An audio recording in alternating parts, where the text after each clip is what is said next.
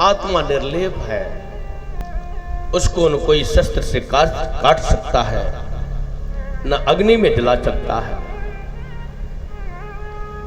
न पानी में गला सकता है और न ही उसे हवा उड़ा सकती है। नैनम छिन्दन्ति शस्त्राणि नैनम दहति पावकः न चैनम क्लेदयन्तापो न शोषयति मारुतः। आत्मा मरती नहीं है, उसको कोई भी कष्ट नहीं दे सकता है, कोई शरीर को ही कष्ट दे सकता है। और शरीर तो परिवर्तनशील है, चाहे कितना सुरक्षित रखो, एक दिन उसे जाना ही जाना है। तो जो जाना है उसके विषय मुझे चिंता नहीं, और जिसका कोई कुछ कर नहीं सकता उसके विषय में चिंता क्या करना। यही तो राम जी ने समझाया था तारा को। 5 तत्वों का बना हुआ शरीर है और वह 5 तत्वों का शरीर आपके सामने पड़ा है। तुम किसको बाली समझती हो? 5 तत्व को समझती हो अथवा आत्मा को समझती हो? कुछ न बोल सकी तारा। यदि 5 तत्व बाली को तुम 5 तत्व समझती हो तो सामने पड़ा हुआ है, और यदि बाली को यह समझती हो कि वो जीव है तो जीव तो नित्य है, फिर तुम किस लिए रो रही हो? उसको ज्ञान हो गया, रोना छोड़ दिया और भगवान के चरणों की भक्ति मांगी।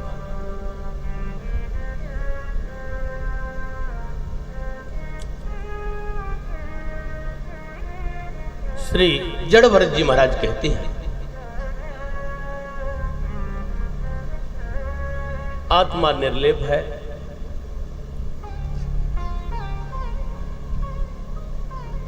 अपरिवर्तनशील है, असंग है,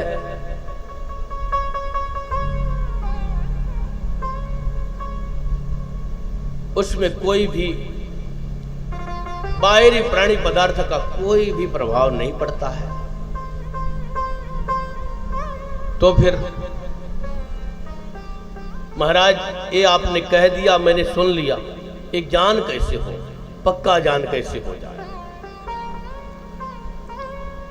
तो रघुगण ने एक श्लोक में समझाया है,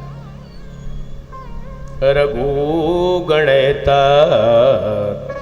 तपसा न याति न चेज्जया निर्वपणा गृहाद्वा न छन्दसा नैव जलाग्निसूर्यैर् बिना महत्पाद रजो विषेकम्।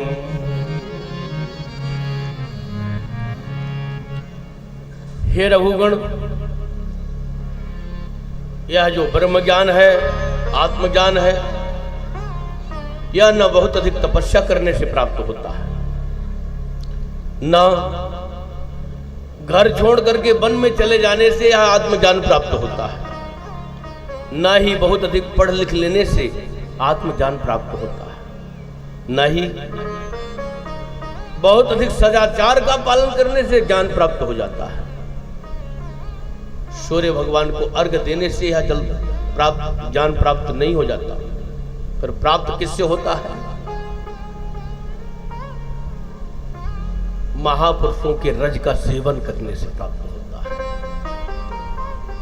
बिना महत्पाद रजो विषेकम, बिना महापुरुषों के रज का अभिषेक के बिना अभिषेक कैसे होगा?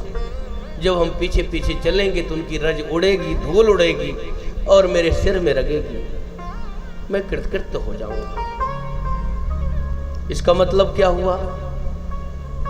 जिस मार्ग से महापुरुष लोग चले हैं, जिन क्रियाओं को, जिन भक्ति मार्ग को महापुरुष ने अपनाया है, उसी मार्ग में हम चल करके अनुगत होकर के भगवत ज्ञान को प्राप्त कर सकते हैं, आत्मज्ञान को प्राप्त कर सकते हैं, शांति और सुख को, संतुष्टि को प्राप्त कर सकते हैं।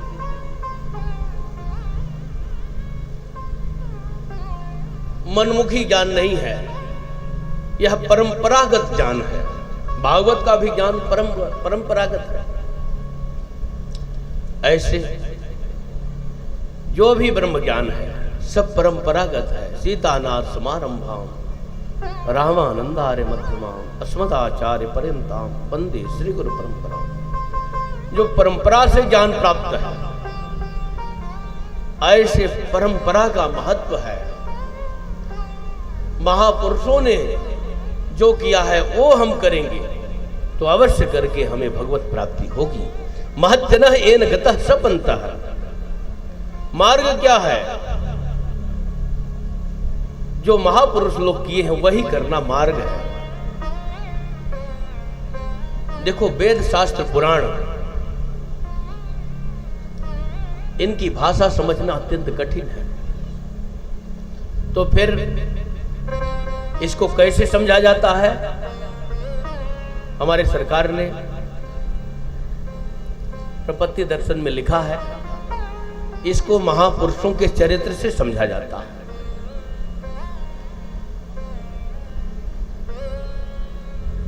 जो जो भनहि राम के दासा, सोई यथार्थ शास्त्र सुभाषा। जो जो भगवान के भक्त लोग कहते हैं वही यथार्थ शास्त्र है, वही अच्छी वाणी है। जो जो कर्म करें हरिदासा, जो जो कर्म भगवान के दास करते हैं, भक्त करते हैं, वही यथार्थ कर्म है।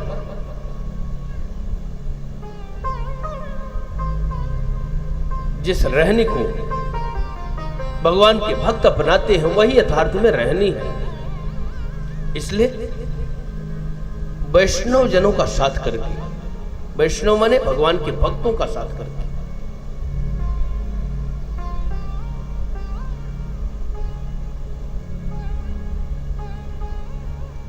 जो भगवान के भक्त जन हो गए हैं उनका साथ करने के बाद यह भगवत ज्ञान सहज में प्राप्त हो जाता है।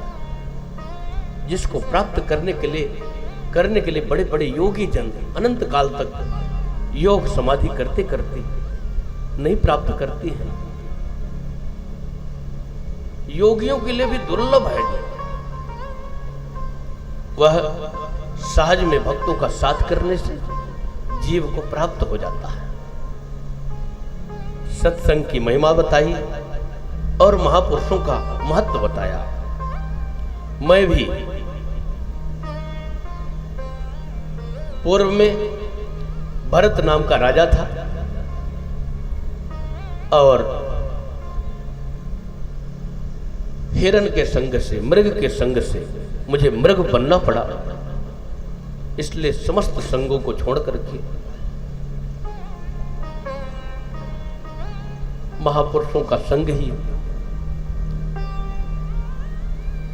सताम संगो ही भेषजम, महापुरुषों की का संग ही वास्तव में भव रोग की औषधि है। महापुरुषों का संग मेरे पिताजी ने जो हमें भगवत तत्व का ज्ञान दिया वही हमारे काम में आया है।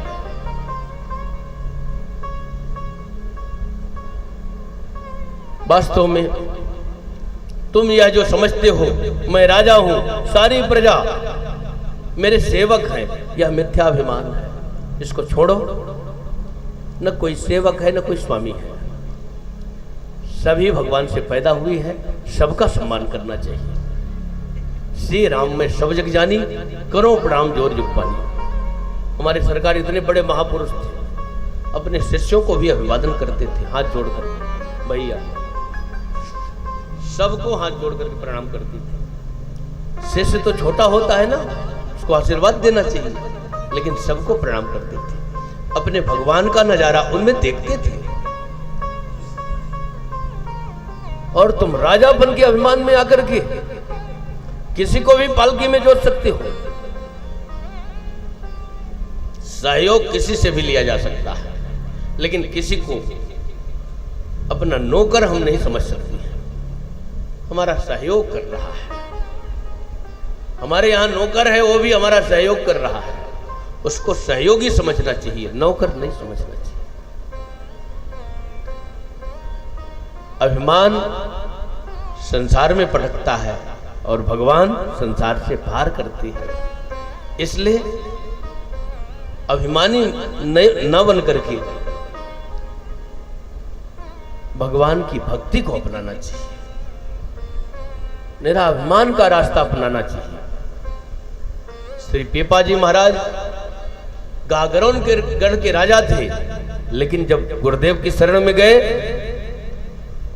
तो सारे राजकीय वस्त्र उतार दिए, एक साधारण कुर्ता धोती पहन करके, और कहते हैं, हे नाथ, मैं आपके दरवाजे पर भिक्षा मांगने आया हूं, मुझे राम मंत्र की भिक्षा प्रदान करके कृतकृत्य कर दिए, आप अपने चरणों में स्थान दीजिए। एक साधारण साधु से, योगी से एक सम्राट राजा भिक्षा मांगता है, जिसको कुछ न चाहिए वही राजा है।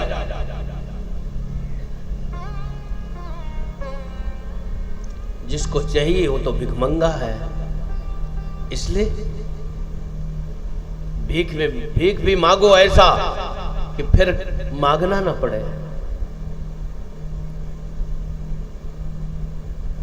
और न मांगो तो बहुत अच्छी बात है, लेकिन बने तो रघुवर से बने कि बिगड़े भरपूर, तुलसी और से बने कावन तावन में मितुल, बने तो राम जी से बन जाए। श्री जड़ भरत जी ने रघुगण को नाना प्रकार से उपदेश दिया। जड़ भरत जी ने अभिमान छोड़कर, जड़ भरत जी ने रघुगण को उपदेश दिया, रघुगण ने अभिमान छोड़ करके भगवान की भक्ति किया और अपने को सेवक समझ करके राज्य का पालन पोषण किया कि मैं राज्य का एक सच्चा सेवक हूं, एक पहरेदार हूं। तो सेवक बन करके सेवा किया और भगवान का भजन करके संसार सागर से पार हो गए। इस भारत में 3 भरत हुए हैं, एक जड़ भरत, एक शकुंतला नंदन।